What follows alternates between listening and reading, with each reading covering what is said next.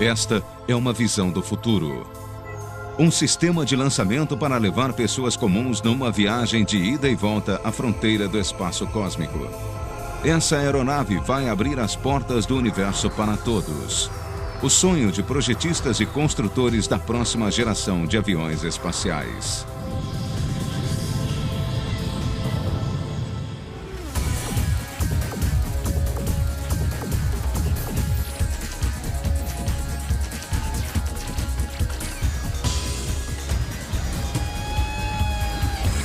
Super máquinas.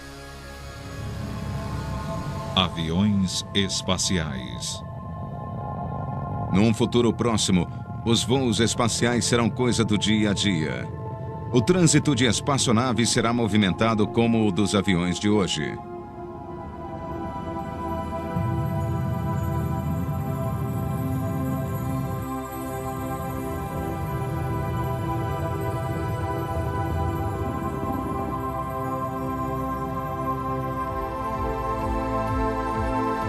Dezenas de estações espaciais transformarão a órbita terrestre num grande canteiro de obras.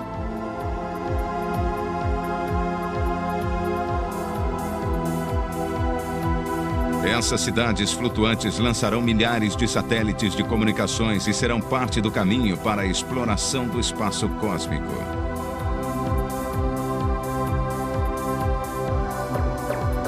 Uma frota de aviões espaciais transportará passageiros e cargas com rapidez e economia.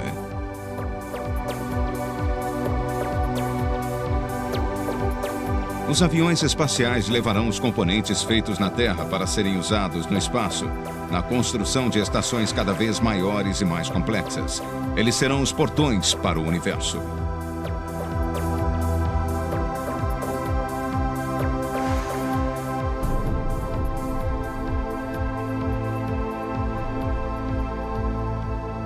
Mas o futuro já chegou. Esta é a nossa primeira espaçonave de verdade retornando da grande jornada. Uma volta de quase 10 milhões de quilômetros ao redor da Terra.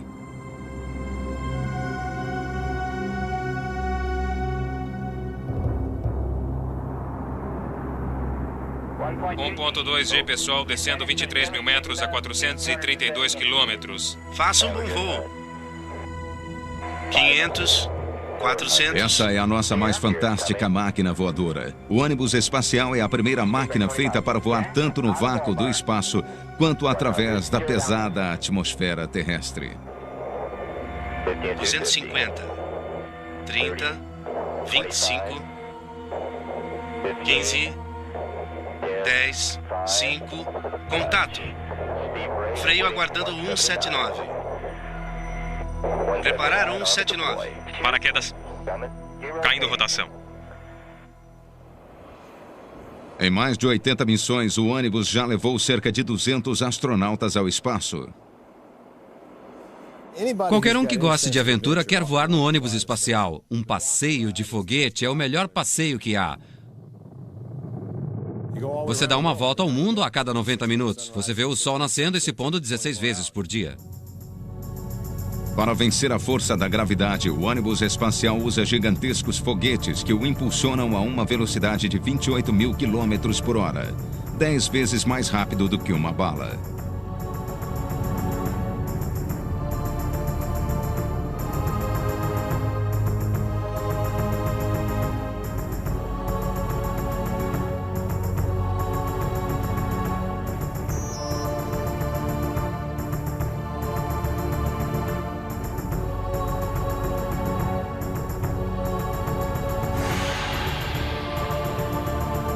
Em órbita, os motores funcionam no vácuo, onde não há oxigênio para a combustão ou ar para sustentar as asas. O ônibus espacial é a proteção da sua tripulação no ambiente mais hostil já explorado pelo homem. No seu retorno à Flórida, ele atravessa os céus a 80 quilômetros acima de Houston e é um escudo para o atrito contra o ar que transformaria os astronautas em cinzas.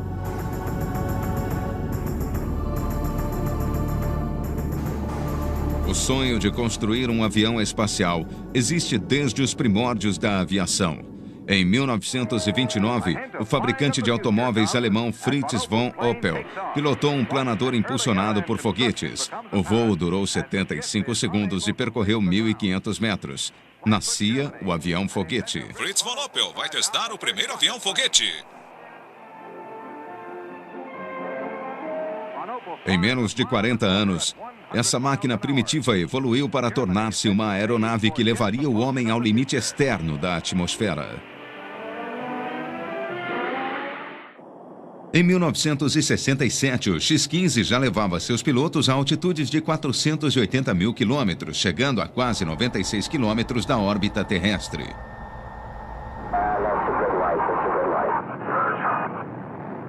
Tocando a fronteira com o espaço, esses pioneiros da aviação foram os primeiros quase astronautas.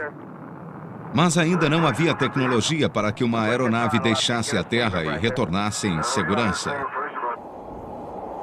A urgência da corrida espacial nos anos 60 pedia algo menos sutil: força bruta.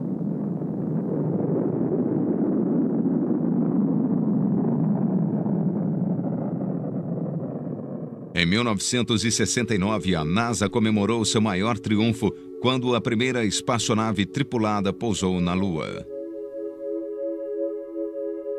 Os astronautas exploravam a superfície lunar, mas o programa de grandes foguetes da NASA estava ameaçado. O gigantesco Saturno V não era reutilizável. Construir um foguete para cada nova missão era simplesmente caro demais.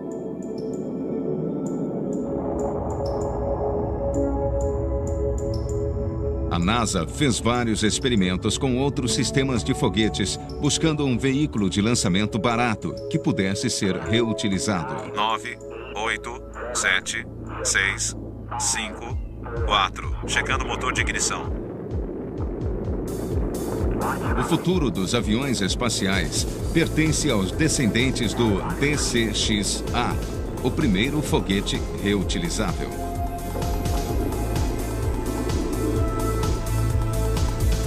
Esta nave é operada apenas por um punhado de técnicos e seu desenho foi um entre os vários que abriram caminho para tornar mais econômicas as viagens espaciais. O DC-6A decola com sua própria força, sem impulsionadores ou estágios descartáveis como os foguetes convencionais. Seu sistema de propulsão permite voos e manobras em qualquer direção. Ele é construído com materiais super leves. O combustível é quase 90% do seu peso no lançamento. Ao final de cada voo, essa máquina notável faz um retorno espetacular, pousando verticalmente na mesma posição de lançamento.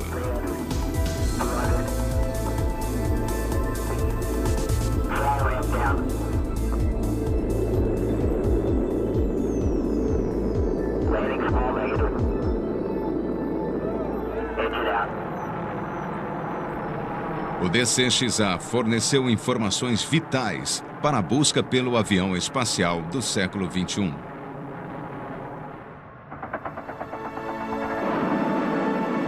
Seu primeiro sucessor é o Venture Star.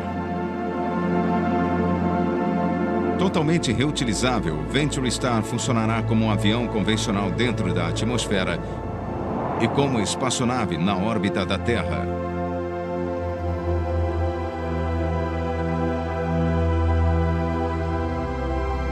Seu início de operação está previsto para o ano de 2004. O Venture Star dará início a uma nova era no transporte comercial no espaço.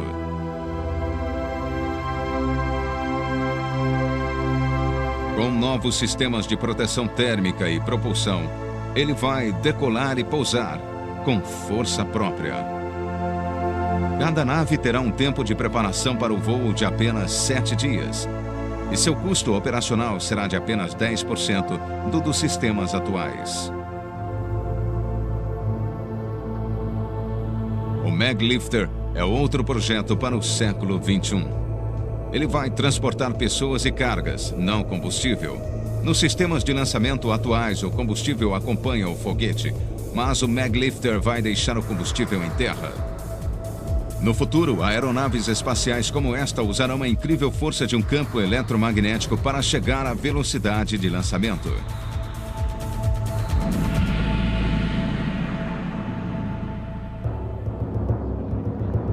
Mas, no momento, nossa única aeronave espacial é o ônibus espacial.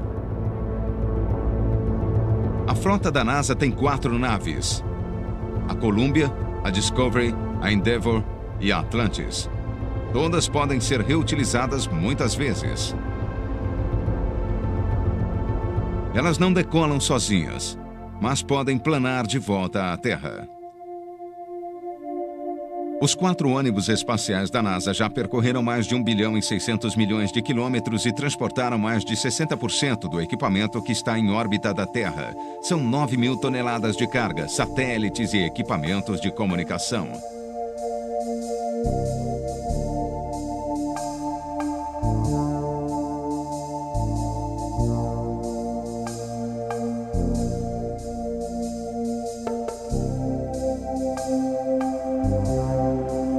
Aqui em cima, a força da gravidade não tem efeito e os astronautas fazem experiências que são impossíveis na Terra.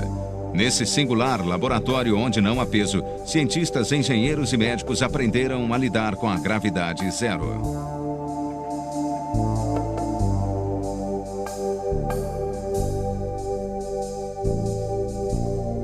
O ônibus espacial tem o tamanho de um jato comercial. Mas para chegar ao seu destino no espaço, passa por situações extremas, jamais experimentadas por outra aeronave.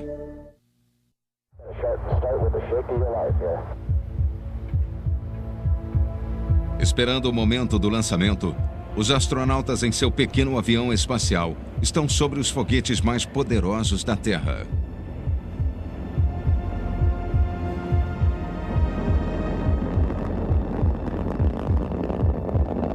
Quando é dada a partida nos motores principais, gases quentes explodem a mais de 13.000 km por hora. Eles são tão potentes que criam uma gigantesca onda de choque acústico. A vibração seria suficiente para arrebentar o ônibus espacial. Mas as ondas de choque são amortecidas por mais de 1 milhão de litros de água liberados na trincheira sob a espaçonave, no momento em que os motores atingem potência máxima.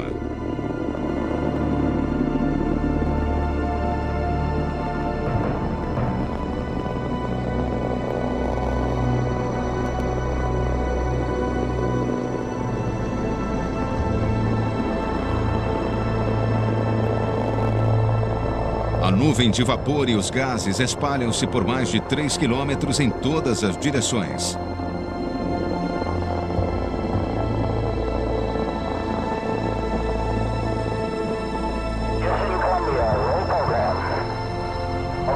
O ônibus espacial acelera e atravessa o ar a tal velocidade que a pressão se acumula em sua leve estrutura de alumínio. Para que ele não se desintegre, os motores principais são desacelerados até a atmosfera superior.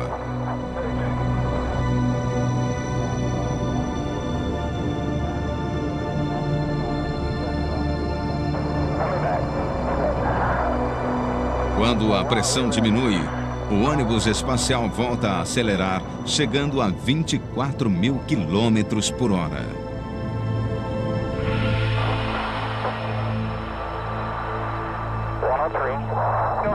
Depois de descartar os propulsores sólidos, os 3 foguetes principais levam o ônibus espacial através dos últimos 80 quilômetros até a órbita.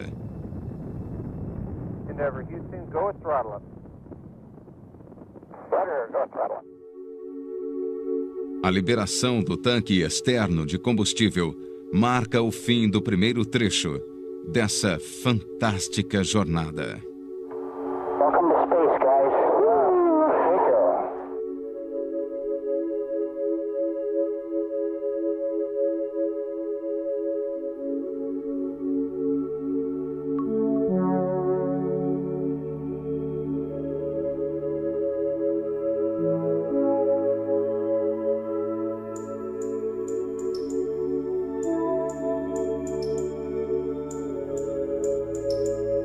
Take care.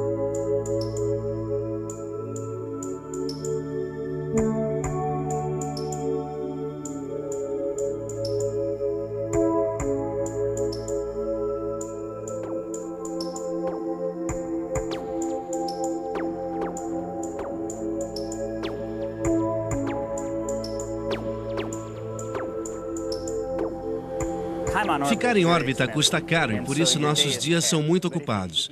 Mas quando se tem algum tempo livre, bem, pelo menos eu reajo assim. Olho a Terra e olho pela janela para o vácuo negro do espaço, ouvindo os ventiladores da nave. Tudo está funcionando perfeitamente e eu penso, que espaçonave fantástica. Eu não penso no perigo do qual ela me protege.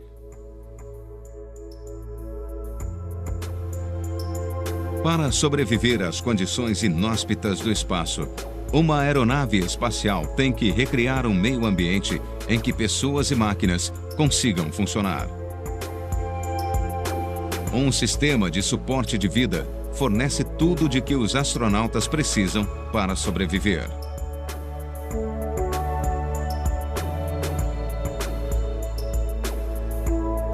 Filtros e sistemas de ar-condicionado controlam a temperatura, a umidade e a pressão do ar.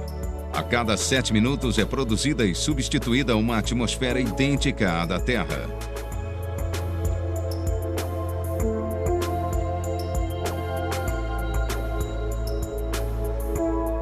É preciso também fazer funcionar uma enorme quantidade de aparelhos eletrônicos e computadores. Células combustíveis de hidrogênio geram, durante uma missão, energia suficiente para 150 casas durante 2 semanas. Um subproduto dessas mini-usinas é uma enorme quantidade de água. A tripulação consome uma parte da água, mas o restante é descartado. No vácuo do espaço, ela se transforma em pequenas partículas de gelo. O ônibus espacial também precisa de energia para manobrar sem gravidade. Por isso, ele é equipado com feixes que totalizam 44 pequenos propulsores ao redor do nariz e da cauda.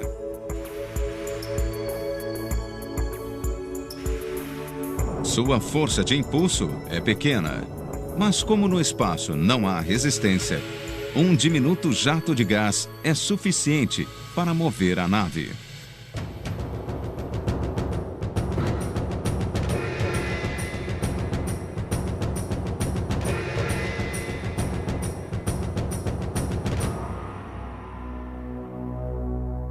Esse sistema é também muito sensível. Disparando os propulsores em jatos curtos, o ônibus espacial move-se para frente, para trás e para os lados 2,5 cm por vez. 32 metros de distância. Essa incrível precisão permitiu ao ônibus espacial encontrar-se com a gigantesca estação espacial russa Mir, enquanto ambos giravam em órbita da Terra a 29 mil quilômetros por hora.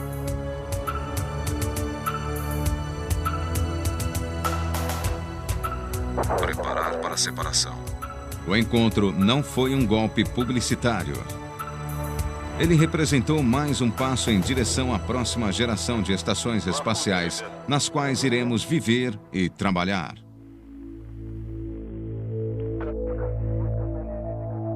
Essa não foi a única vez em que as habilidades de atracação do ônibus espacial foram postas à prova.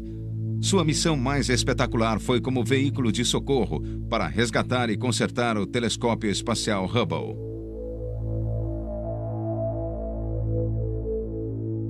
Uma vez completada sua missão em órbita, o ônibus espacial passa pelo teste mais crítico. Na viagem de volta, ele percorre mais de 19 mil quilômetros em menos de 1 hora.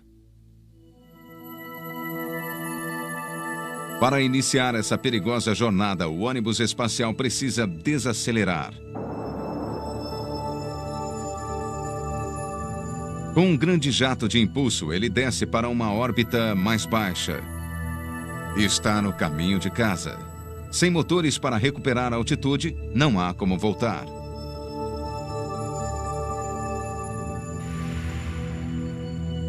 O ônibus espacial é posicionado para a reentrada. A tripulação tem apenas 30 minutos antes de chegar à atmosfera superior e encontrar uma parede de fogo.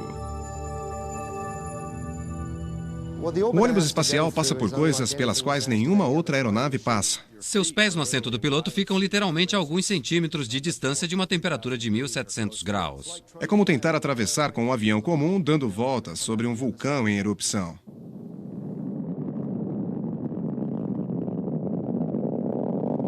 O problema da reentrada é uma constante desde o início dos voos espaciais tripulados.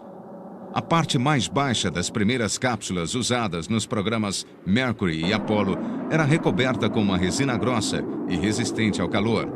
Essa camada protetora era projetada para queimar e soltar-se da cápsula, servindo apenas como proteção na reentrada. Mas uma espaçonave reutilizável precisa de um escudo de calor reutilizável também. Para sobreviver a cerca de 100 reentradas, os ônibus espaciais são recobertos com uma camada chamada de sistema de proteção térmica.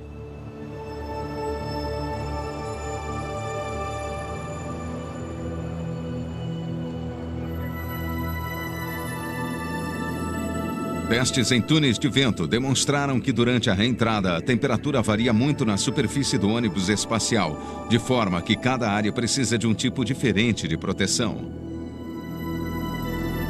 As imagens infravermelhas feitas durante uma reentrada à noite mostram que o cone do nariz e as extremidades dianteiras das asas ficam mais quentes do que lava derretida.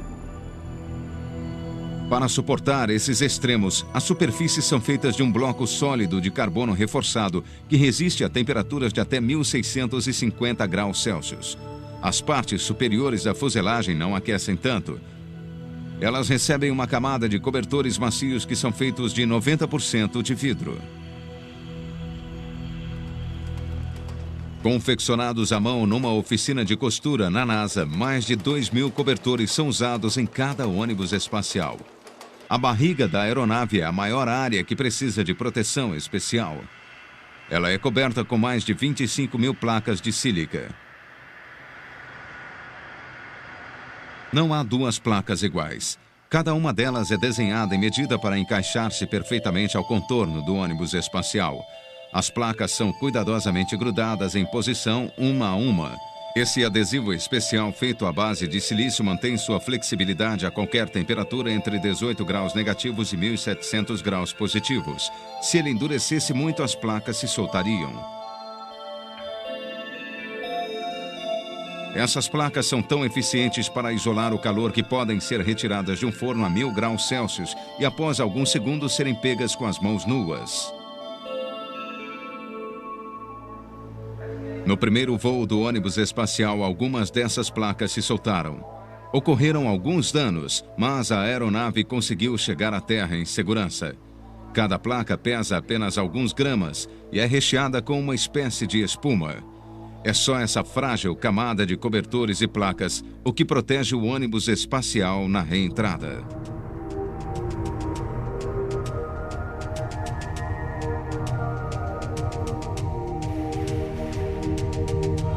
O ônibus espacial cai de uma altura de 196 para 120 quilômetros quando se choca com a atmosfera a quase 26.000 quilômetros por hora. Os tripulantes ficam presos às poltronas e, por precaução, usam trajes pressurizados. Do lado de fora, a máquina voadora passa pelo seu teste mais duro. À medida que desce para a atmosfera mais densa, o ônibus espacial colide com trilhões de moléculas de gás. O impacto é tão forte que ao redor da nave cria-se um plasma brilhante de partículas de gás eletricamente carregadas. Eu consigo ver o plasma se acumulando e se desfazendo, um brilho branco no meio da nave. O plasma é muito louco.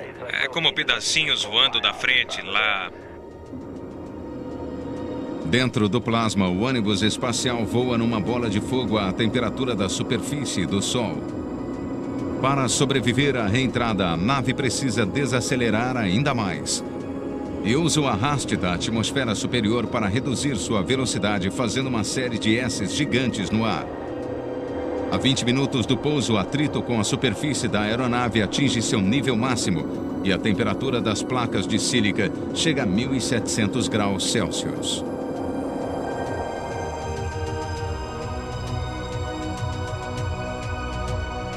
Quando finalmente sai do casulo de fogo, o ônibus espacial inicia o último trecho da jornada. Ele vai levar menos de 10 minutos para percorrer os 804 quilômetros que o separam da pista de aterrissagem.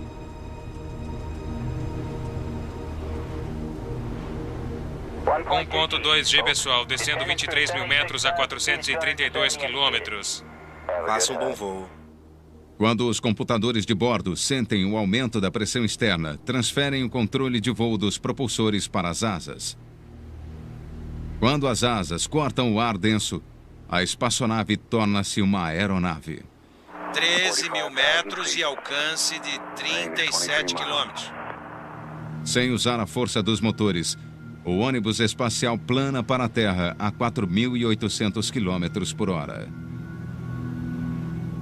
Sua velocidade ainda é maior que a do som e há 2 estrondos causados pelas ondas de choque do nariz e das asas.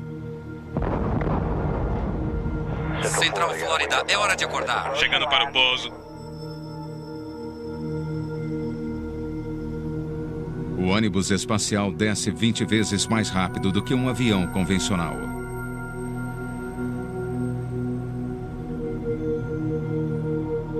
Um minuto antes do pouso, o comandante assume o lugar dos computadores. Ele treinou centenas de horas para este momento. 5 minutes. Copy.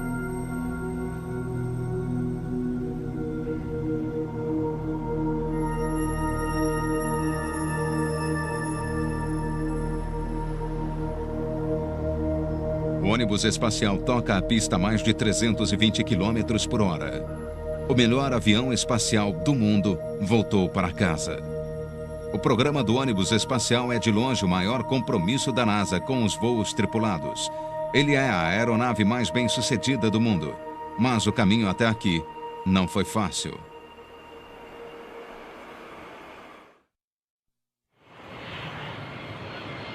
Quatro anos depois que os últimos astronautas deixaram a Lua, a NASA mostrou ao mundo o ônibus espacial Columbia. Para concretizá-lo, foram necessários 10 anos de projeto e 2 anos de construção, a um custo de 20 bilhões de dólares. Esse era o primeiro veículo desenhado para levar tripulação e cargas ao espaço e voltar. A NASA esperava que o ônibus espacial mudasse para sempre a forma de explorar o espaço, e mudou. O projeto singular do ônibus espacial uniria 3 sistemas em um para assegurar o máximo de reutilização. O primeiro seria um avião espacial com asas delta. Ele teria motores de foguete e acomodaria uma tripulação de até 10 pessoas mais 30 toneladas de carga. Seu peso seria de 100 toneladas e seu comprimento o mesmo de um DC-9. O segundo componente do sistema seria um gigantesco tanque externo de combustível líquido, com 2 milhões de litros para alimentar os motores do avião espacial. Esse seria o único componente destruído durante o lançamento. Mas os motores do avião espacial não eram potentes o suficiente para lançar sozinhos esse monstro ao espaço. Um terceiro sistema era necessário. Um par de foguetes propulsores sólidos posicionados de cada lado do tanque de combustível. Sua enorme potência ergueria as 800 toneladas de peso do conjunto. Os 3 componentes nunca haviam sido testados juntos. O primeiro voo do ônibus espacial poderia ser o último. Ele teve 2 tripulantes. O astronauta mais experiente da NASA, comandante John Young, e Bob Crippen, que voaria ao espaço pela primeira vez. No dia 6 de junho de 1982, o mundo aguardava o voo inaugural do ônibus espacial Columbia. Seria a primeira vez que um novo veículo de lançamento seria testado com pessoas a bordo. A tripulação passa pelo acesso no qual eles serão preparados para entrar no ônibus espacial.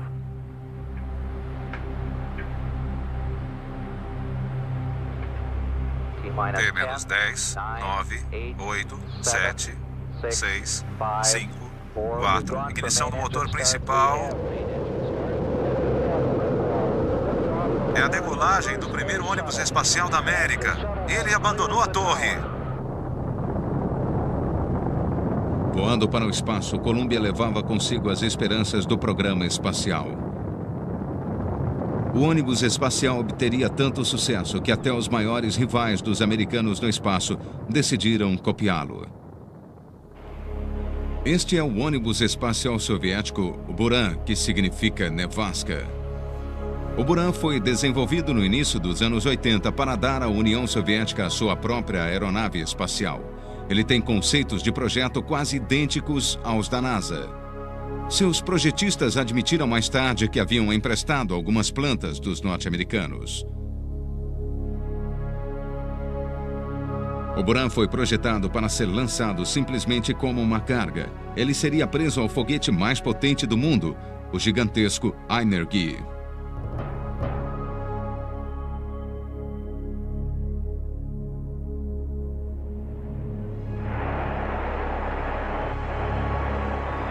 Em 1988, o Buran fez o seu primeiro e único voo.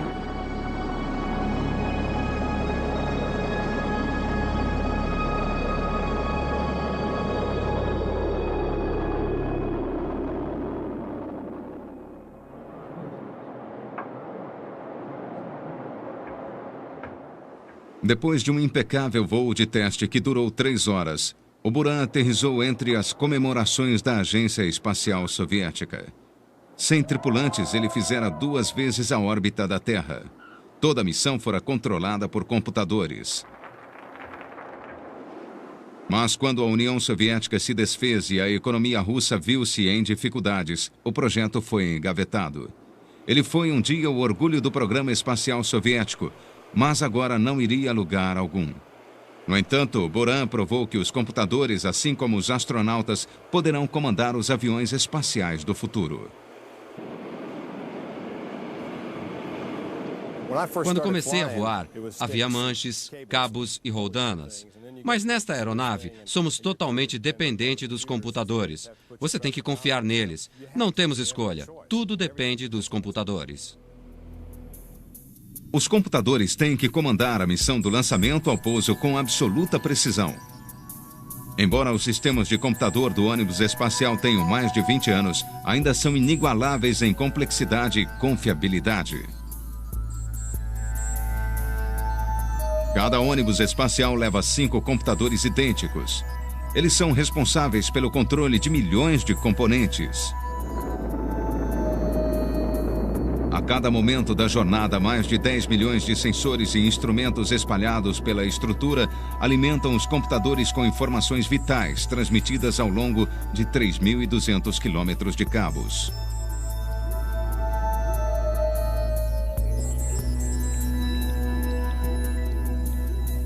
Eles procuram incansavelmente por erros e quaisquer problemas que detectam são tratados de maneira pouco usual. Como um júri eletrônico, os computadores discutem o problema e votam pela melhor decisão. Esses computadores detectam e resolvem problemas que ameaçam a vida humana antes que a tripulação sequer saiba que eles ocorreram. 25. Apostos para ativar o sistema hidráulico de supressão de som. 15. T-10, 9, 8, 7. Ativar o motor principal. 3 motores principais ativados. 3. Temos que abortar. Temos que abortar. Em mais de 80 voos, apenas 5 lançamentos foram abortados. Os computadores desligam os motores principais até 3 segundos antes do lançamento. A plataforma de acesso ao ônibus espacial está novamente em posição. O Discovery está agora numa configuração segura. Não há perigo para a tripulação. Os computadores sempre funcionaram perfeitamente. O sucesso da exploração espacial depende de uma preocupação obsessiva quanto à segurança. Não há margem de erro aceitável, não são aceitas falhas para o software nas missões do ônibus espacial. Vidas humanas dependem dele. Essas vidas estão nas mãos de mais de 300 programadores especializados que passam 3 anos criando instruções específicas para cada missão.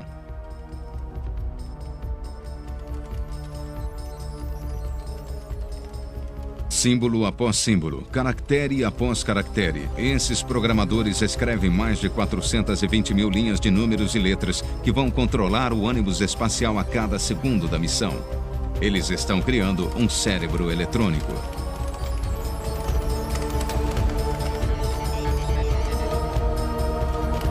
As vidas da tripulação estão em risco e não há espaço para erro. Para ter certeza de que não haverá falha, o código passa pelo teste mais rigoroso do mundo. A missão é ensaiada pelos computadores mais de 10 vezes, simulando todos os problemas imagináveis.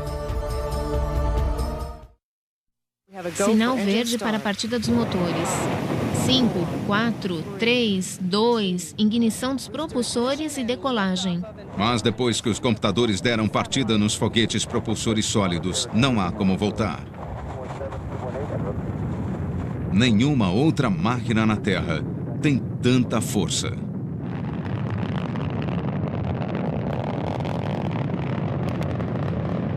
Para decolar o ônibus espacial usa 2 sistemas.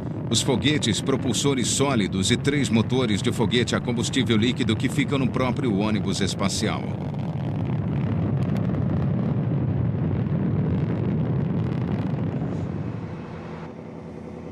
Os 3 motores principais foram projetados para durar 55 voos e são os únicos foguetes de combustível líquido reutilizáveis já construídos.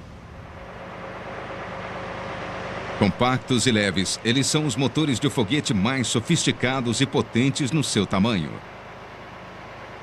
São motores extremamente potentes e tem que ser para colocar um ônibus espacial em órbita em 8 minutos e meio. Os motores são movidos por uma mistura de hidrogênio e oxigênio líquidos e cada um deles desenvolve acima de 12 milhões de HPs, mais do que 64 mil motores V8 juntos.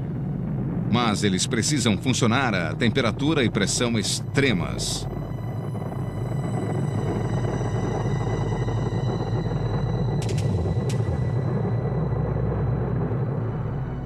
A ignição desse motor é provavelmente uma das partidas a frio mais impressionantes do mundo. Antes da ignição, o motor é literalmente congelado pelo hidrogênio líquido.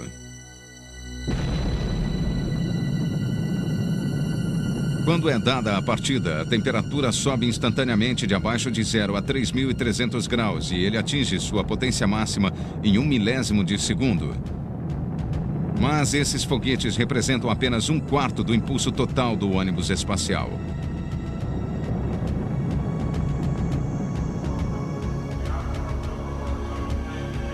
A uma pequena distância da cabine dos astronautas estão os foguetes mais potentes do mundo.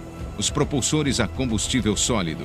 Eles têm a altura do monumento a Washington e são carregados com 500 toneladas de combustível sólido.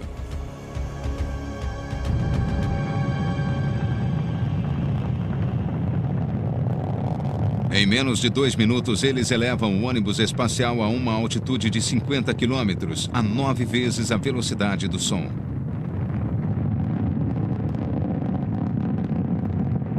Mas a enorme potência dos foguetes sólidos tem uma desvantagem. Uma vez dada a partida, não há como pará-los. E a tripulação da Challenger descobriu isso no dia 28 de janeiro de 1986.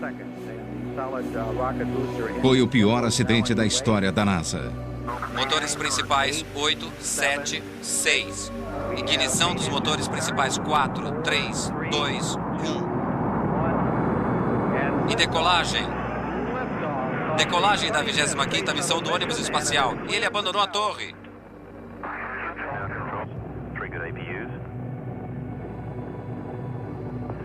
Velocidade 700 metros por segundo, altitude 8 quilômetros, distância de alcance inferior a 5 quilômetros. Motores acelerando agora a 104%. Challenger, acelerar. Entendido, acelerar.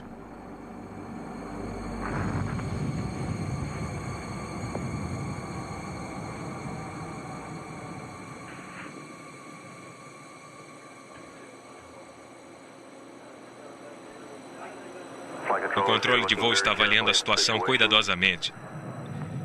Com certeza é um problema sério. A melhor máquina do homem falhara. Mas como? Voo JC. Ocorreu uma transmissão negativa. Velocidade? Logo depois do lançamento, o foguete propulsor direito teve um vazamento grave de gases quentes na sua junção inferior. Pode-se ver uma língua de fogo na lateral do tanque externo.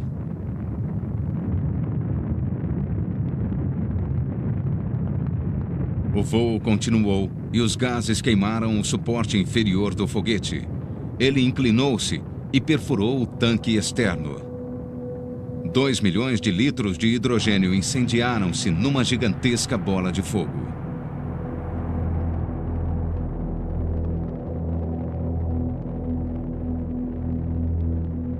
Mas a explosão não matou a tripulação do Challenger. O pequeno compartimento onde estavam as pessoas permaneceu intacto e caiu no mar.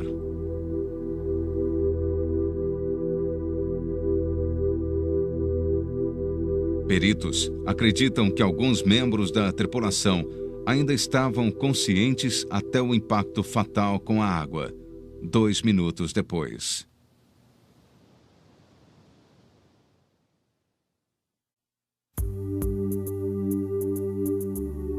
A NASA se recobrou da tragédia lentamente. O serviço da frota foi interrompido durante 2 anos. Os propulsores sólidos foram redesenhados, novos sistemas de emergência e rotinas de segurança foram desenvolvidos.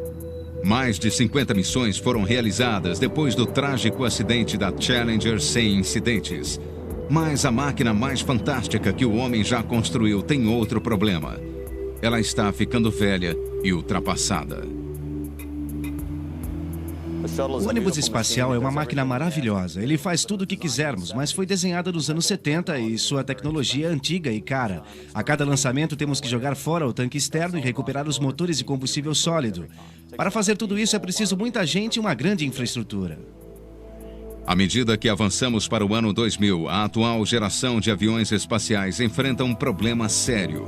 Eles consomem muito dinheiro. E isso os está tornando inviáveis.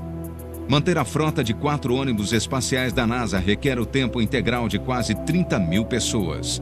O custo de enviar cada astronauta ao espaço é de centenas de milhões de dólares.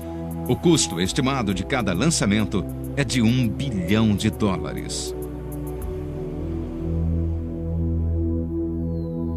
Portanto, a corrida agora é para projetar e construir um sistema que seja muito mais eficiente em termos de custo. A demanda por uma frota de aviões espaciais é maior do que nunca. O consumo crescente de informações cria a necessidade de aviões espaciais mais rápidos e baratos para colocar em órbita milhares de satélites. Uma nova raça de aviões espaciais já está a caminho. A agência espacial japonesa, a NASA, está desenvolvendo um pequeno avião espacial chamado Hope. Projetado para levar astronautas e cargas a uma estação espacial internacional, o Hope deverá estar em operação na virada do século.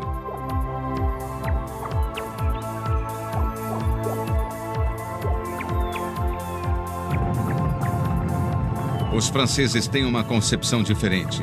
Seu avião espacial chama-se Hermès e foi projetado para ser lançado por um foguete Ariane 5. O Hermès poderá levar até 4 toneladas de cargas e astronautas para a construção do setor europeu da Estação Espacial Internacional.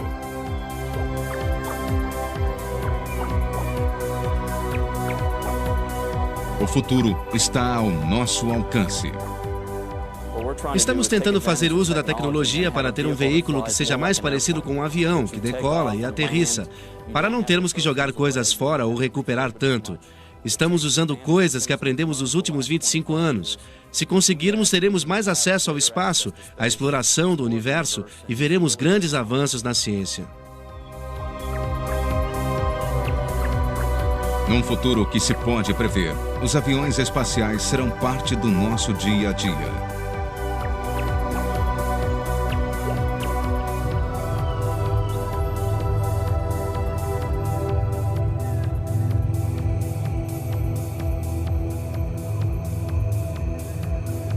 Mas quais serão seus destinos? Alguns serão meios de transporte supervelozes para outros países. Viajando a uma altitude de 112 quilômetros, os passageiros dos aviões espaciais poderão ir de Nova York a Tóquio em 30 minutos.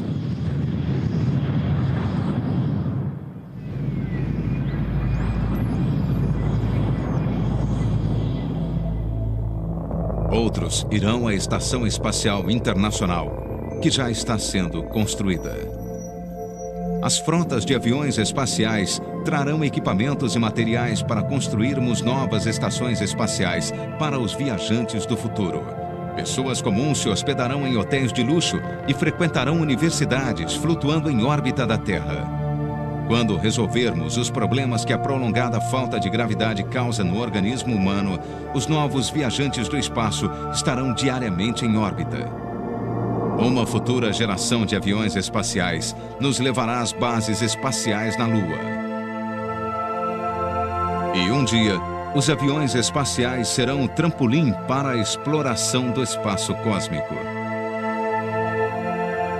A mais fantástica entre as supermáquinas que o homem criou tornará seus sonhos mais distantes em realidade.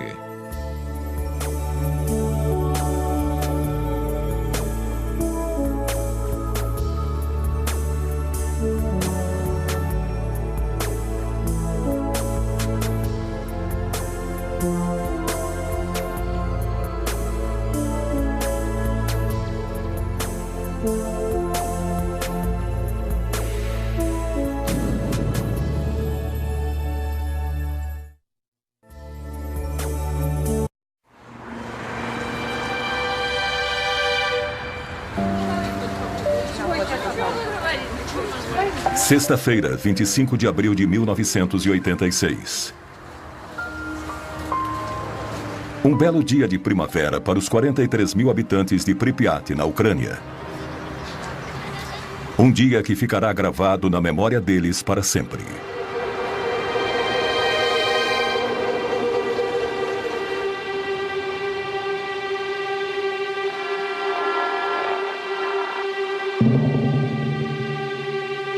A 3 quilômetros da cidade fica a usina nuclear Vladimir Ilyich Lenin, que emprega milhares de pessoas.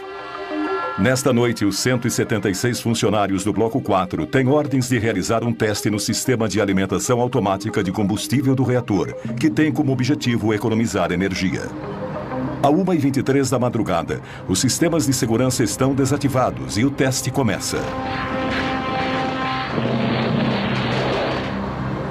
Uma série de explosões acontece dentro do reator. Enquanto Pripyat dorme tranquilamente, o chão da usina começa a tremer.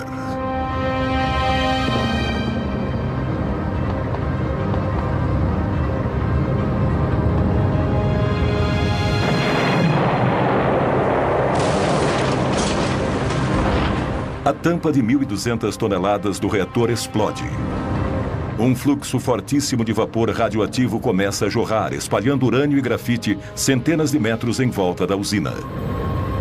Da enorme cratera, uma chuva de fogo carregada de partículas radioativas é lançada a 1.000 metros de altura. Esta é a verdadeira história do desastre de Chernobyl.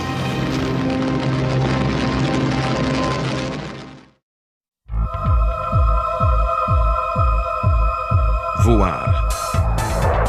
Emoção. Velocidade. Perigo. Às vezes, a morte. Não existem regras ou limites. Aprendemos a voar de maneiras incríveis.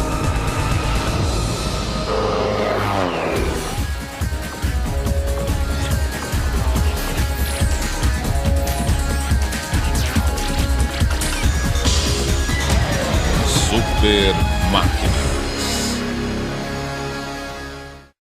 Forte que ao redor da nave cria-se um plasma brilhante de partículas de gás eletricamente carregadas. Eu consigo ver o plasma se acumulando e se desfazendo, um brilho branco no meio da nave. O plasma é muito louco. É como pedacinhos voando da frente lá.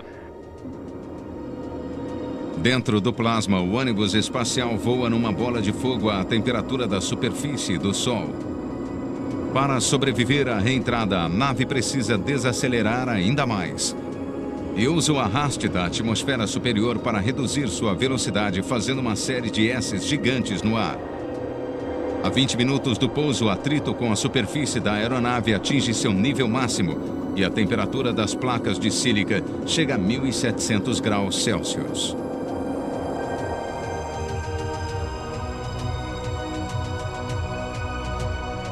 Quando finalmente sai do casulo de fogo, o ônibus espacial inicia o último trecho da jornada. Ele vai levar menos de 10 minutos para percorrer os 804 quilômetros que o separam da pista de aterrissagem.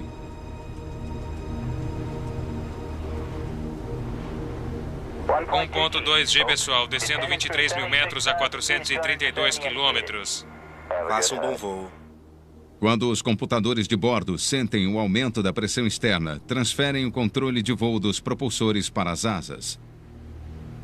Quando as asas cortam o ar denso, a espaçonave torna-se uma aeronave. 13 mil metros e alcance de 37 quilômetros.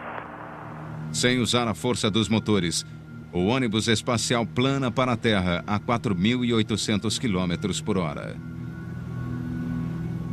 Sua velocidade ainda é maior que a do som e há 2 estrondos causados pelas ondas de choque do nariz e das asas.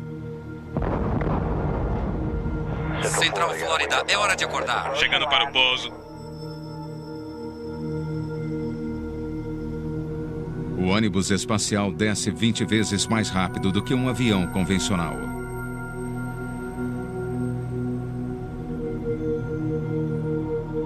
Um minuto antes do pouso, o comandante assume o lugar dos computadores. Ele treinou centenas de horas para este momento. 5 minutes. Copy.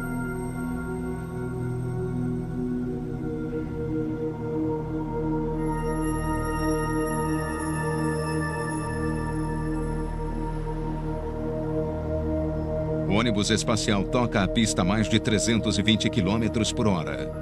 O melhor avião espacial do mundo voltou para casa.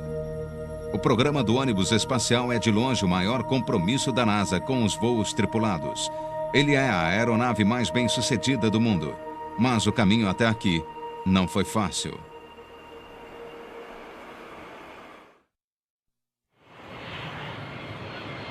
Quatro anos depois que os últimos astronautas deixaram a Lua, a NASA mostrou ao mundo o ônibus espacial Columbia. Para concretizá-lo, foram necessários 10 anos de projeto e 2 anos de construção, a um custo de 20 bilhões de dólares. Esse era o primeiro veículo desenhado para levar tripulação e cargas ao espaço e voltar. A NASA esperava que o ônibus espacial mudasse para sempre a forma de explorar o espaço, e mudou. O projeto singular do ônibus espacial uniria 3 sistemas em um para assegurar o máximo de reutilização. O primeiro seria um avião espacial com asas delta. Ele teria motores de foguete e acomodaria uma tripulação de até 10 pessoas mais 30 toneladas de carga. Seu peso seria de 100 toneladas e seu comprimento o mesmo de um DC-9. O segundo componente do sistema seria um gigantesco tanque externo de combustível líquido, com 2 milhões de litros, para alimentar os motores do avião espacial. Esse seria o único componente destruído durante o lançamento. Mas os motores do avião espacial não eram potentes o suficiente para lançar sozinhos esse monstro ao espaço. Um terceiro sistema era necessário. Um par de foguetes propulsores sólidos posicionados de cada lado do tanque de combustível. Sua enorme potência ergueria as 800 toneladas de peso do conjunto. Os 3 componentes nunca haviam sido testados juntos. O primeiro voo do ônibus espacial poderia ser o último. Ele teve 2 tripulantes. O astronauta mais experiente da NASA, comandante John Young, e Bob Crippen, que voaria ao espaço pela primeira vez. No dia 6 de junho de 1982, o mundo aguardava o voo inaugural do ônibus espacial Columbia. Seria a primeira vez que um novo veículo de lançamento seria testado com pessoas a bordo. A tripulação passa pelo acesso no qual eles serão preparados para entrar no ônibus espacial.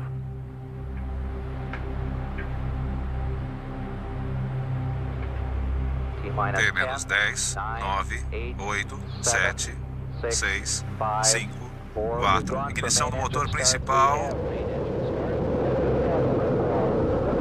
É a decolagem do primeiro ônibus espacial da América. Ele abandonou a torre. Voando para o espaço, Columbia levava consigo as esperanças do programa espacial. O ônibus espacial obteria tanto sucesso que até os maiores rivais dos americanos no espaço decidiram copiá-lo. Este é o ônibus espacial soviético Buran, que significa nevasca. O Buran foi desenvolvido no início dos anos 80 para dar à União Soviética a sua própria aeronave espacial.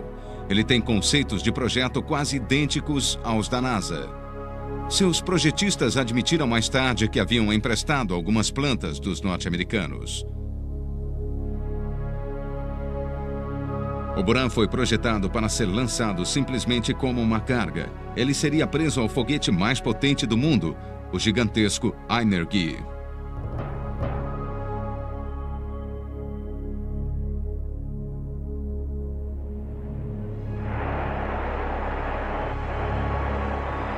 Em 1988, o Buran fez o seu primeiro e único voo.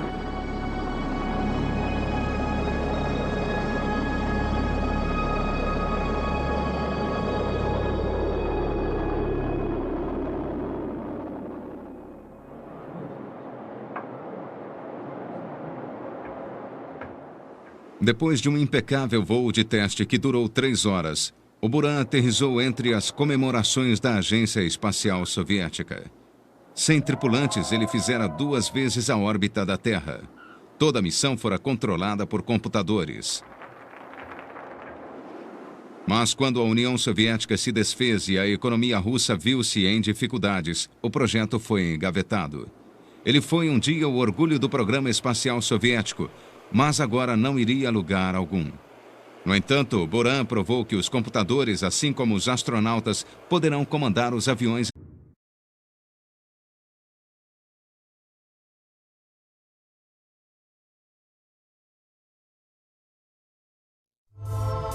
Esta é uma visão do futuro. Um sistema de lançamento para levar pessoas comuns numa viagem de ida e volta à fronteira do espaço cósmico. Essa aeronave vai abrir as portas do universo para todos. O sonho de projetistas e construtores da próxima geração de aviões espaciais.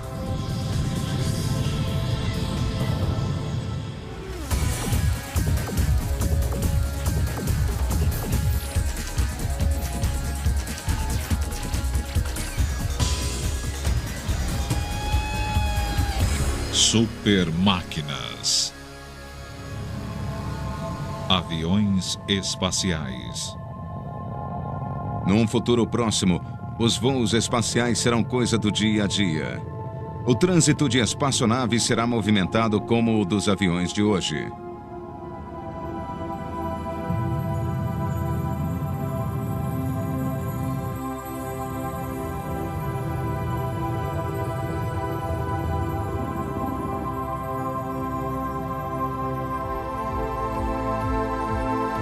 Dezenas de estações espaciais transformarão a órbita terrestre num grande canteiro de obras.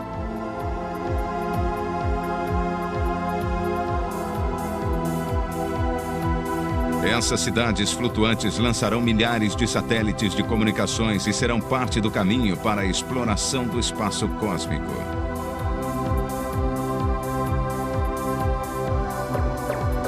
Uma frota de aviões espaciais transportará passageiros e cargas com rapidez e economia.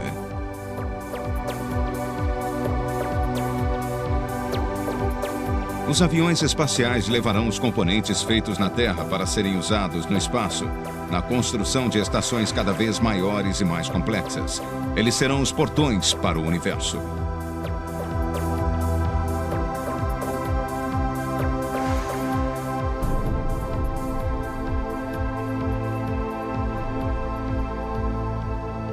Mas o futuro já chegou. Esta é a nossa primeira espaçonave de verdade retornando da grande jornada. Uma volta de quase 10 milhões de quilômetros ao redor da Terra.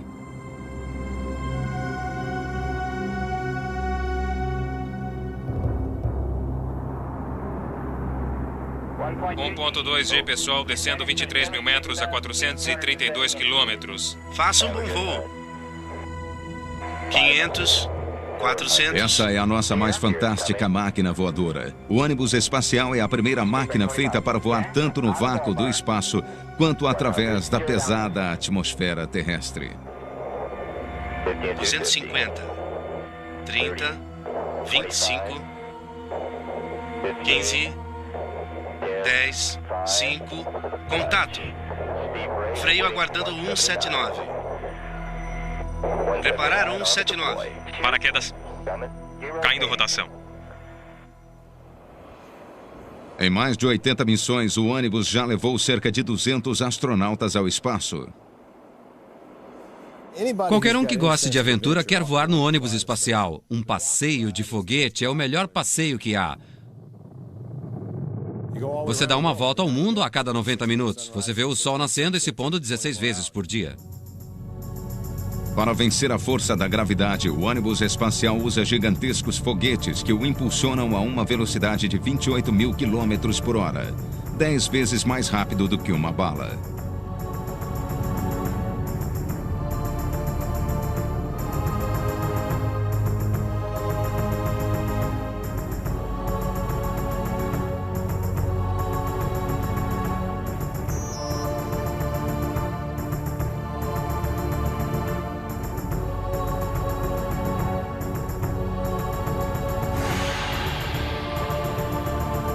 Em órbita, os motores funcionam no vácuo, onde não há oxigênio para a combustão ou ar para sustentar as asas. O ônibus espacial é a proteção da sua tripulação no ambiente mais hostil já explorado pelo homem. No seu retorno à Flórida, ele atravessa os céus a 80 quilômetros acima de Houston e é um escudo para o atrito contra o ar que transformaria os astronautas em cinzas.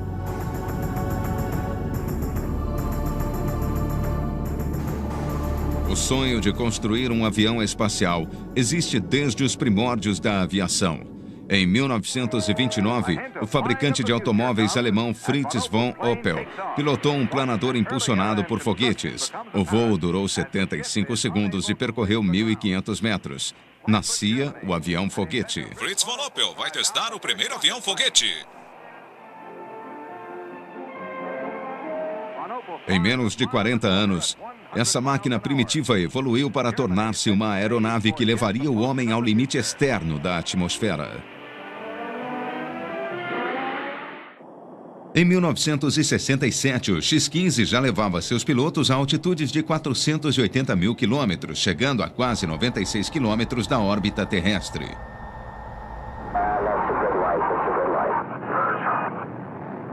Tocando a fronteira com o espaço, esses pioneiros da aviação foram os primeiros quase astronautas. Mas ainda não havia tecnologia para que uma aeronave deixasse a Terra e retornasse em segurança. A urgência da corrida espacial nos anos 60 pedia algo menos sutil: força bruta.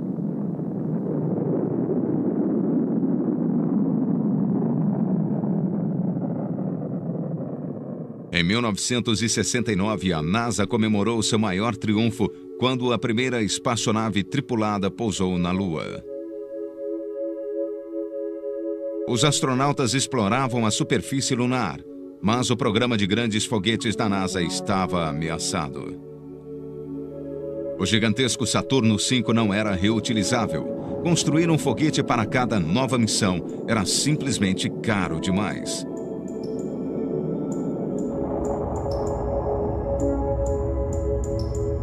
A NASA fez vários experimentos com outros sistemas de foguetes, buscando um veículo de lançamento barato que pudesse ser reutilizado. 9, 8, 7, 6, 5, 4. Checando o motor de ignição. O futuro dos aviões espaciais pertence aos descendentes do DC-6A, o primeiro foguete reutilizável.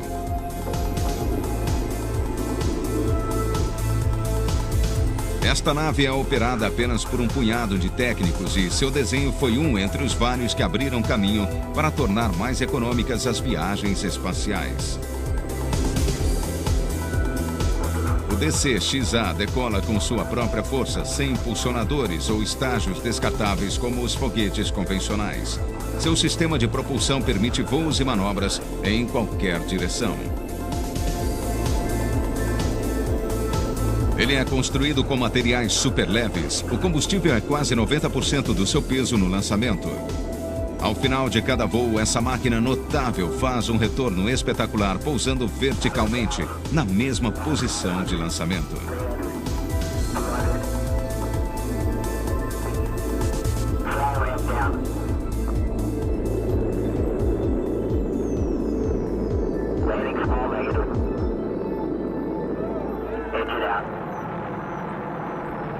O DC-6A forneceu informações vitais para a busca pelo avião espacial do século XXI.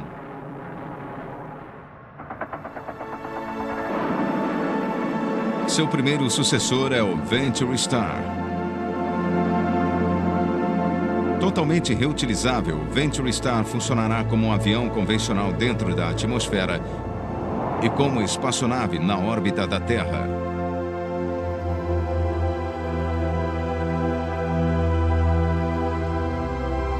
Seu início de operação está previsto para o ano de 2004. O Venture Star dará início a uma nova era no transporte comercial no espaço.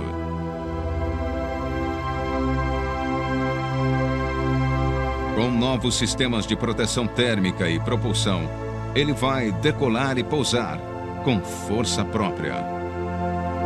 Cada nave terá um tempo de preparação para o voo de apenas 7 dias. E seu custo operacional será de apenas 10% do dos sistemas atuais. O Maglifter é outro projeto para o século XXI. Ele vai transportar pessoas e cargas, não combustível. Nos sistemas de lançamento atuais, o combustível acompanha o foguete, mas o Maglifter vai deixar o combustível em terra. No futuro, aeronaves espaciais como esta usarão a incrível força de um campo eletromagnético para chegar à velocidade de lançamento.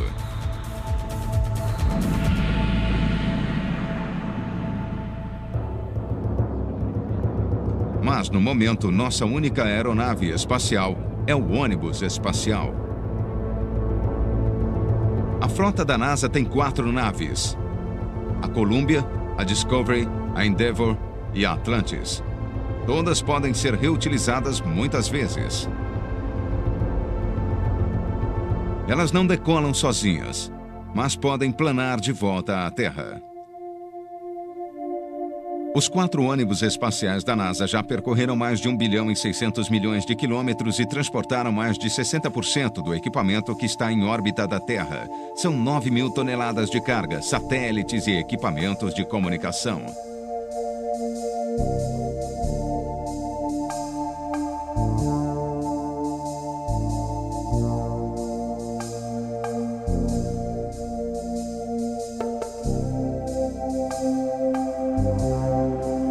Aqui em cima, a força da gravidade não tem efeito, e os astronautas fazem experiências que são impossíveis na Terra.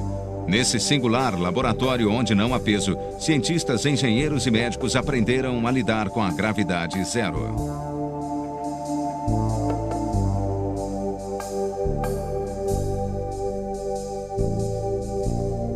O ônibus espacial tem o tamanho de um jato comercial.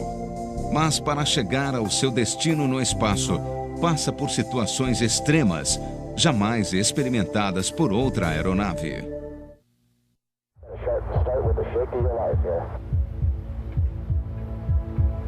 Esperando o momento do lançamento, os astronautas em seu pequeno avião espacial estão sobre os foguetes mais poderosos da Terra.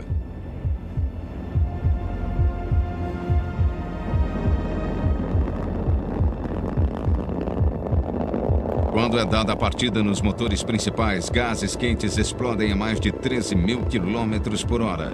Eles são tão potentes que criam uma gigantesca onda de choque acústico. A vibração seria suficiente para arrebentar o ônibus espacial. Mas as ondas de choque são amortecidas por mais de 1 milhão de litros d'água liberados na trincheira sob a espaçonave, no momento em que os motores atingem potência máxima.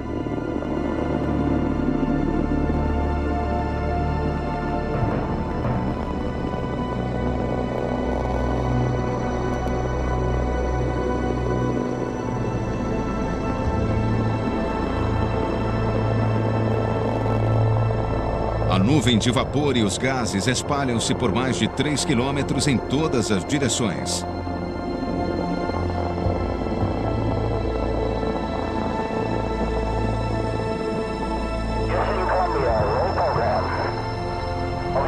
O ônibus espacial acelera e atravessa o ar a tal velocidade que a pressão se acumula em sua leve estrutura de alumínio. Para que ele não se desintegre, os motores principais são desacelerados até a atmosfera superior.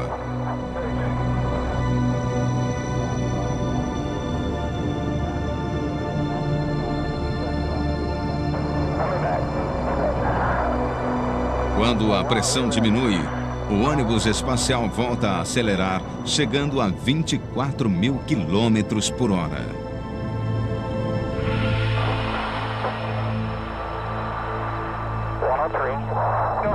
Depois de descartar os propulsores sólidos, os 3 foguetes principais levam o ônibus espacial através dos últimos 80 quilômetros até a órbita.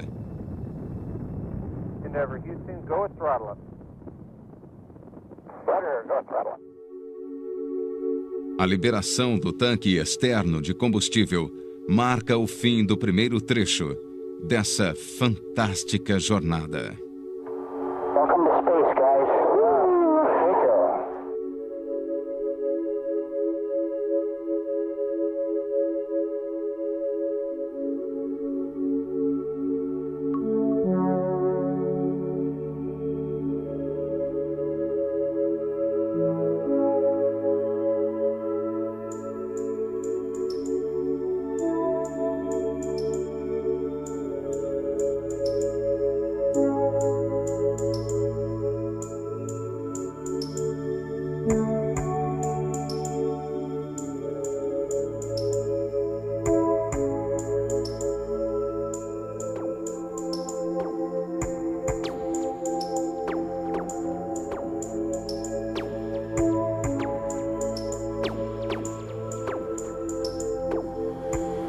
Ficar em órbita custa caro e por isso nossos dias são muito ocupados.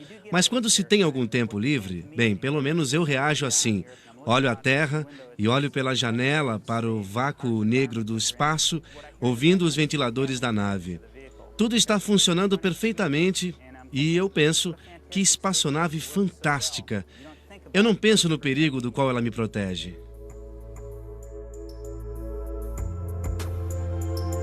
Para sobreviver às condições inóspitas do espaço, uma aeronave espacial tem que recriar um meio ambiente em que pessoas e máquinas consigam funcionar.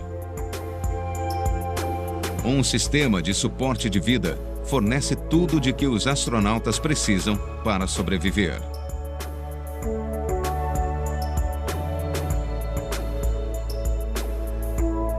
Filtros e sistemas de ar-condicionado controlam a temperatura, a umidade e a pressão do ar. A cada 7 minutos é produzida e substituída uma atmosfera idêntica à da Terra.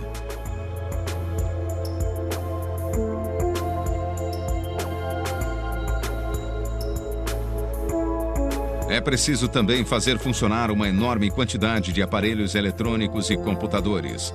Células combustíveis de hidrogênio geram, durante uma missão, energia suficiente para 150 casas durante 2 semanas. Um subproduto dessas mini-usinas é uma enorme quantidade de água. A tripulação consome uma parte da água, mas o restante é descartado. No vácuo do espaço, ela se transforma em pequenas partículas de gelo. O ônibus espacial também precisa de energia para manobrar sem gravidade. Por isso, ele é equipado com feixes que totalizam 44 pequenos propulsores ao redor do nariz e da cauda.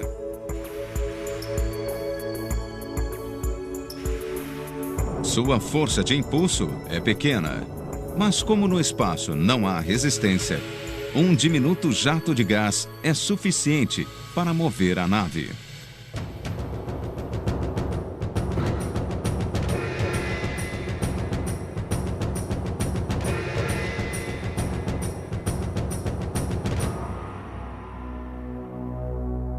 Esse sistema é também muito sensível. Disparando os propulsores em jatos curtos, o ônibus espacial move-se para frente, para trás e para os lados 2,5 cm por vez. 32 metros de distância.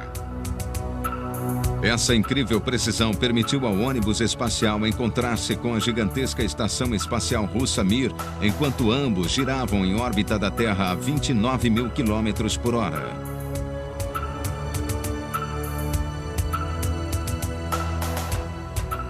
Preparar para a separação. O encontro não foi um golpe publicitário. Ele representou mais um passo em direção à próxima geração de estações espaciais, nas quais iremos viver e trabalhar.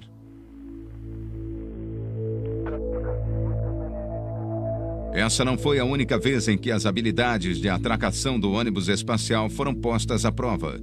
Sua missão mais espetacular foi como veículo de socorro para resgatar e consertar o telescópio espacial Hubble.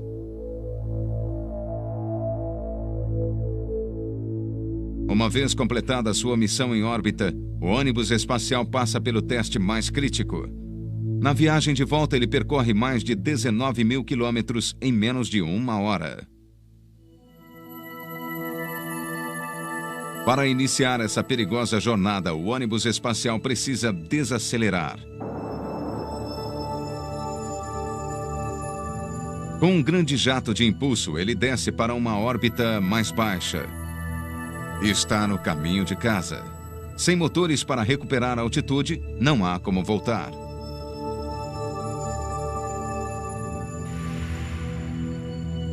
O ônibus espacial é posicionado para a reentrada. A tripulação tem apenas 30 minutos antes de chegar à atmosfera superior e encontrar uma parede de fogo. O ônibus espacial passa por coisas pelas quais nenhuma outra aeronave passa. Seus pés no assento do piloto ficam literalmente a alguns centímetros de distância de uma temperatura de 1.700 graus. É como tentar atravessar com um avião comum dando voltas sobre um vulcão em erupção.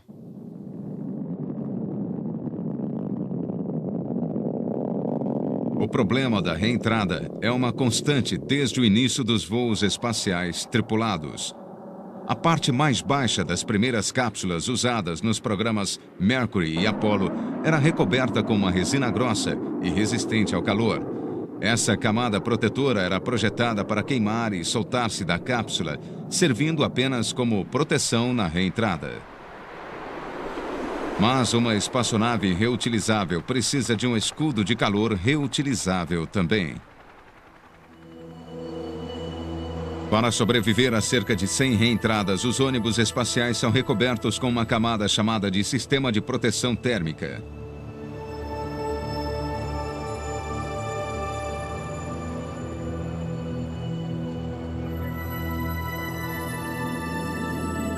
Testes em túneis de vento demonstraram que durante a reentrada a temperatura varia muito na superfície do ônibus espacial, de forma que cada área precisa de um tipo diferente de proteção.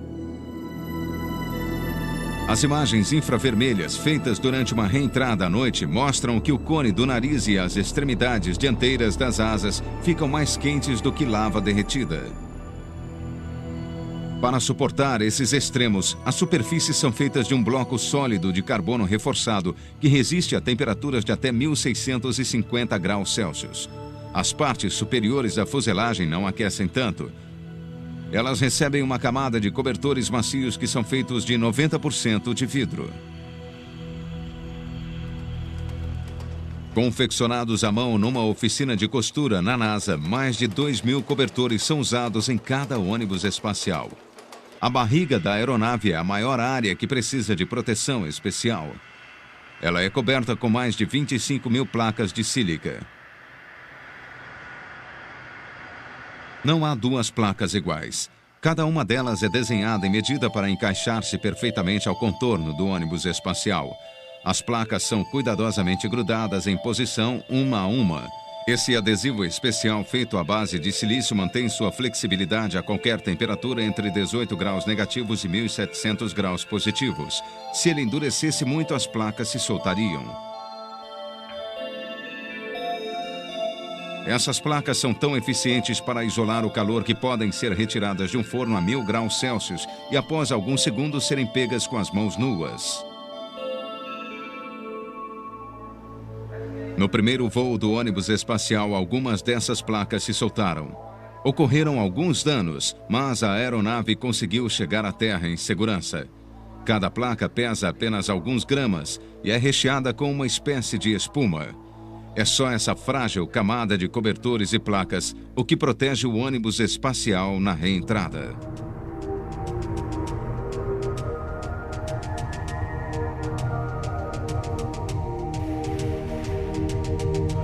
O ônibus espacial cai de uma altura de 196 para 120 quilômetros quando se choca com a atmosfera a quase 26 mil quilômetros por hora.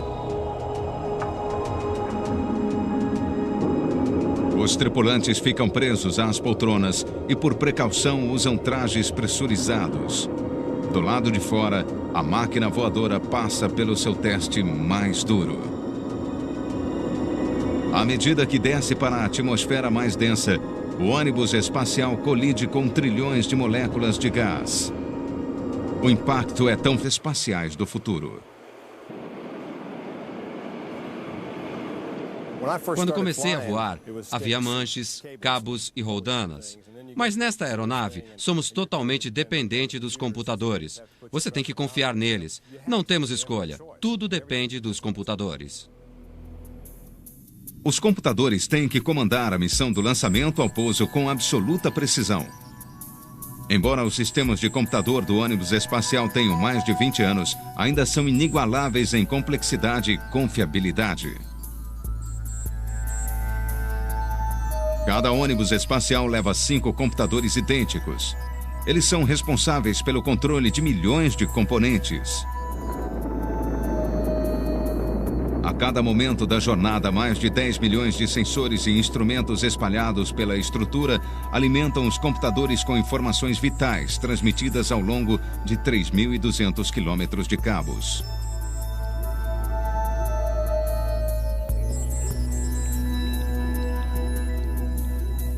Eles procuram incansavelmente por erros e quaisquer problemas que detectam são tratados de maneira pouco usual. Como um júri eletrônico, os computadores discutem o problema e votam pela melhor decisão. Esses computadores detectam e resolvem problemas que ameaçam a vida humana antes que a tripulação sequer saiba que eles ocorreram. 25. Apostos para ativar o sistema hidráulico de supressão de som. 15. T-10, 9, 8, 7. Ativar o motor principal. 3 motores principais ativados. 3. Temos que abortar. Temos que abortar. Em mais de 80 voos, apenas 5 lançamentos foram abortados. Os computadores desligam os motores principais até 3 segundos antes do lançamento. A plataforma de acesso ao ônibus espacial está novamente em posição. O Discovery está agora numa configuração segura. Não há perigo para a tripulação. Os computadores sempre funcionaram perfeitamente. O sucesso da exploração espacial depende de uma preocupação obsessiva quanto à segurança. Não há margem de erro aceitável, não são aceitas falhas para o software nas missões do ônibus espacial. Vidas humanas dependem dele. Essas vidas estão nas mãos de mais de 300 programadores especializados que passam 3 anos criando instruções específicas para cada missão.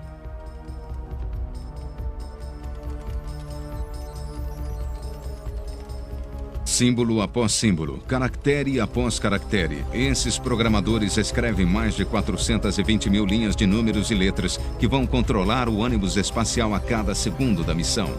Eles estão criando um cérebro eletrônico.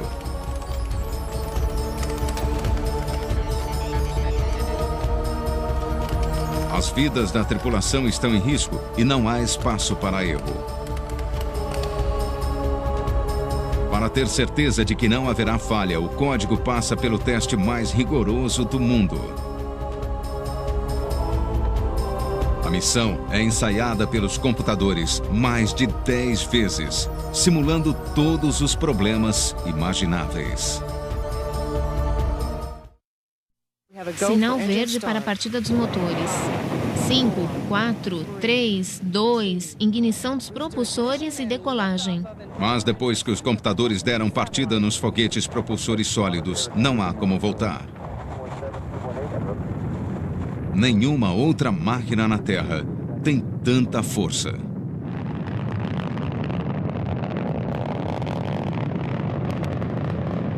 Para decolar o ônibus espacial usando 2 sistemas. Os foguetes propulsores sólidos e 3 motores de foguete a combustível líquido que ficam no próprio ônibus espacial.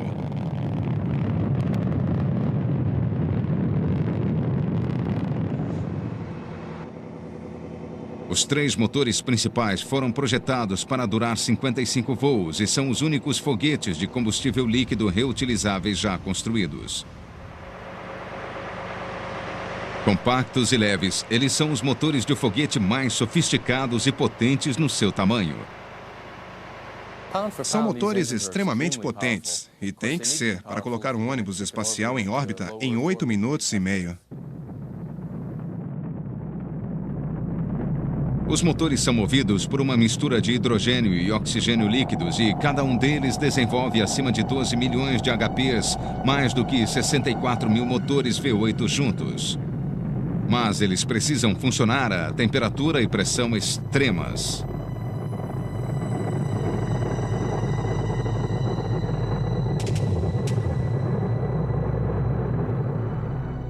A ignição desse motor é provavelmente uma das partidas a frio mais impressionantes do mundo. Antes da ignição, o motor é literalmente congelado pelo hidrogênio líquido.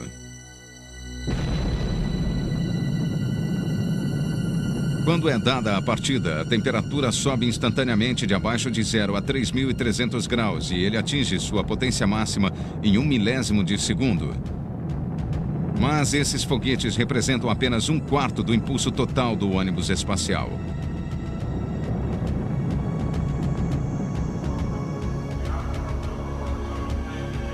A uma pequena distância da cabine dos astronautas estão os foguetes mais potentes do mundo.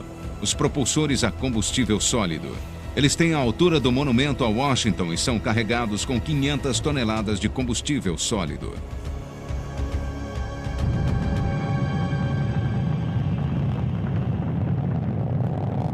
Em menos de 2 minutos, eles elevam o ônibus espacial a uma altitude de 50 quilômetros, a 9 vezes a velocidade do som.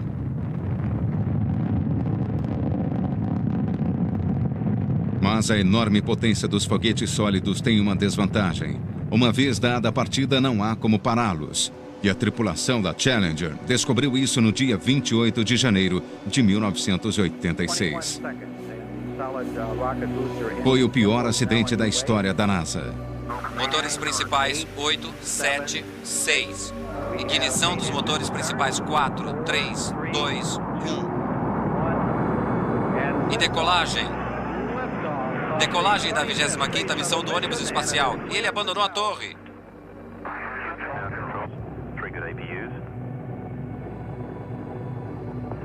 Velocidade 700 metros por segundo, altitude 8 quilômetros, distância de alcance inferior a 5 quilômetros.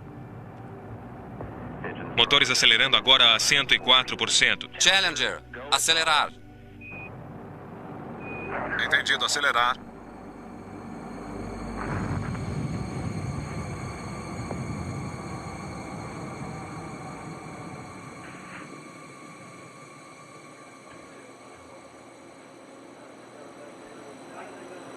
O controle de voo está avaliando a situação cuidadosamente. Com certeza é um problema sério. A melhor máquina do homem falhara. Mas como? Voo JC. Ocorreu uma transmissão negativa.